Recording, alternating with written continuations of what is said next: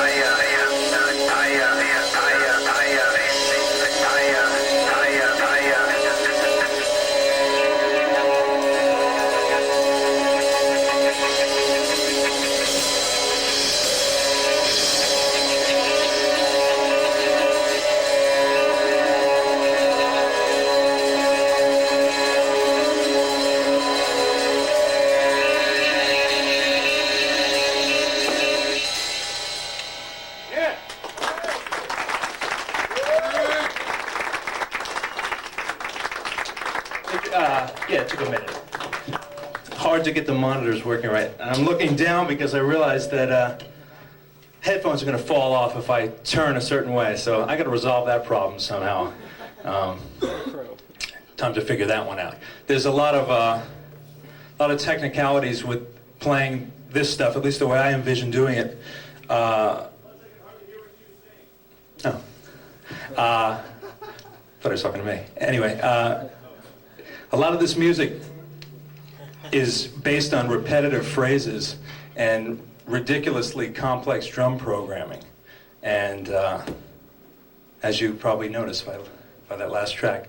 But what's required to play this stuff, as far as making it interesting from the drums, besides actually just physically being able to pull it off, number one is getting the right drum sound. So I was trying to highlight, did everyone sort of hear how these cymbals kind of blended in sonically with the track? Because the drum sounds that are programmed are pretty typical of this style of music, which is pretty high-pitched and very processed and in your face and short staccato drum sounds.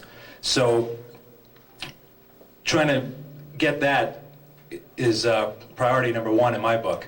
Having a smaller bass drum would help that, but the snare drum is very important, and having the right processing on it so that it blends in with the track. I've done gigs with some groups that I'm in New York, and the biggest problem with this is trying to get the drums to sound in sync with the rest of the band and sound processed and sort of fit the mix, because this is an electronic style of music and there's going to be those elements there. Like if you're just playing with a standard band, bass guitar and drums and what have you, and you're not playing with electronic sounds out of the drums. See, the problem is a lot of this stuff has programmed drums in it, so we want to get drums and cymbals that go with that. And I'm really happy with what's come out as far as these cymbals for that. The thing about these cymbals,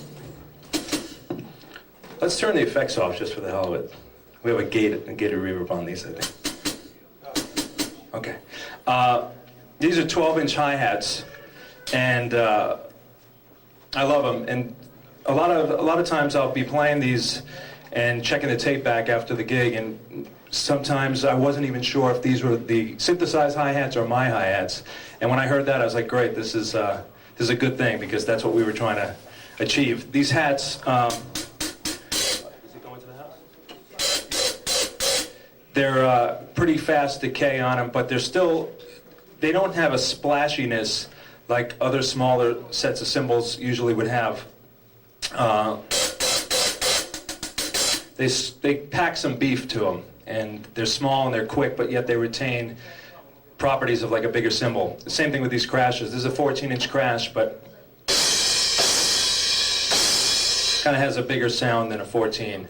And the 12... Guitar Department 104. I'll be right there. The 12-inch crash, usually 12-inch cymbals tend to have a real like quick splashiness and thinness to them. We wanted to make something that was a little darker. And the ride, we wanted to kind of have a real kind of focused pinginess with not a lot of overtones underneath it, so that you can hear the accentuation but not have it like ring. And I'm used to playing cymbals that have a lot of wash, and I like that for many things, but for this I didn't really want a cymbal with a lot of wash, so these cymbals work great for that. And like I said, usually it's in conjunction with a smaller drum set. I rarely hit the toms when I play this stuff, and the toms I usually use are an 8-inch and a 10-inch, and not that this is that far off, but still it feels a little different, because the whole set is kind of like a scale of a bigger drum set. And like I said, the bass drums sounds pretty standard. We want to get that in the range of the other drums. Usually it's an 18-inch bass drum, or a 16 even. That floor toms that converted to bass drums have often given a good sound. I made a bass drum out of a floor tom, and I'm using that a lot. So that's basically the premise behind these cymbals. I have a couple of other tracks that I will be playing to in a little bit, but want to know if there's any questions about any of this that we've discussed so far, and I encourage any questions. Yes, sir? What does the bell to ride sound like? Okay. What does the bell of the ride sound like? That one. This one? Yeah. Okay. I don't use it that much with this stuff, but the bell, can everyone hear this? And it's got a small bell on it. I think the bigger the bell, the more overtones are going to be on the cymbal. And you know how flat top rides, they have the ping and not a lot of residual overtones. This has a pretty small bell, but it's there. That's what that sounds like. People hiding behind the keyboards and the guitars. And anybody else have any questions? Yes, sir. Was it hard to convince Zildjian to do something like this, or were they pretty up for it? It's a good question. Well, like I said, I did a gig with cymbals that were trying to be like these, and a couple of guys saw it, and I said, you know what, it'd be great if I can get a ride cymbal that's smaller than even 18 or something like that, like a 16-inch ride or something. And I said, sure, yeah, we'll doctor something up, and usually that means they'll give me one, and that'll be the end of it. And I was going to be happy with that, but then a few months later they had spoken to me and said, you know, this sounds like a cool idea, and this sort of stuff. Like in the UK, there are drummers playing this stuff a lot more than here. And there are some bands doing this with live drummers. And one of the guys who works for Zildjian is really up to date on a lot of what's going on over there. So when he heard more guys were doing that, he said to me, it'd be nice to come out with some stuff, and can we work on it? So I wasn't even looking to have cymbals made really like to be marketed by any means, but they went for the idea. I mean, I come from a background of the stuff I usually do. I'm just happy with a 20-inch K, you know, for most things. This wasn't, this is one thing when I did some stuff. I'm in a band called Bluth, and we did an album, and I recorded on what I referred to as a toy drum set, but it was basically, like I said, smaller cymbals and a small drum set. And the guy really enjoyed the album, and sort of, it all came together at the right point. So it was pretty much a coincidence that I brought that up to them, because they were kind of thinking similar ideas. So that's the story with that. Any general questions about drums, cymbals, drumming, sports, anything else? Yes? Are these all the symbols that they make along this line? Until you guys call them up and say, let's make a China cymbal, let's make other cymbals. Yeah, this is it for now. Yeah, 12 and 14-inch crashes, 17-inch ride, and the hi-hats. You have any ideas? I'll go back and tell them. What size would you want? How about a gong? A gong? What, like a 14-inch gong? That would duplicate a 60-inch? I could tell them. Is the Zildjian rep here tonight? No, he's not here. A 14-inch gong. Hey, you know, could happen. What's your name? I'll put it on the cymbal. Benjamin. All right, it's going to be the Benjamin gong. That's what we're going to do. And a 2-inch splash, right, exactly. Yeah, this is, I'm sure not many of, how many of you, I know one person has, heard of a band called Bluth? Has anybody heard of it? Really? How many has heard it? Yeah, and you're still here. That's right.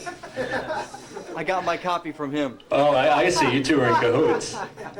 Uh-huh. He owes you money. He owes me money. No, I have CDs on me if anyone's interested afterwards. And to talk about weird material, huh? Garbanzo Bean Records. Garbanzo Bean Records. That's right. There's this project called Bluth, and it's what we went for is to just kind of like, I don't know, do whatever the hell we wanted, actually, and not try to even care what anyone would think of it. And it kind of sounds like that, but we took liberties that we knew if we posed it to a producer, they'd think we were crazy, but now it's like turning out we're like, it's getting... Warehouse dial 206, warehouse 206, please. Okay.